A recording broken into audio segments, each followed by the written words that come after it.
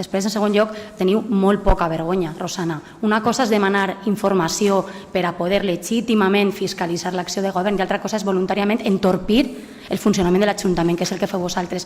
Hi ha hagut un departament que porta 2 dies sencers sense fer res més que preparar la informació i han vingut 4 hores extres la vesprada d'ahir per a poder preparar-vos la informació.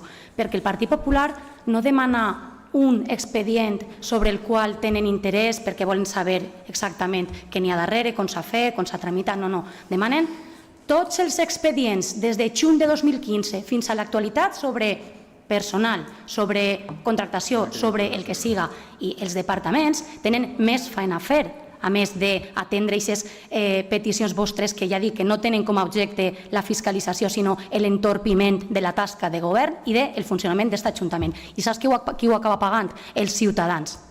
I no vaig entrar a detallar com quan estàvem en l'oposició no és que tardeu mesos en donar-nos la informació, és que n'hi ha hagut informació que ni tan sols ens haveu arribat a donar en 4 anys de legislatura.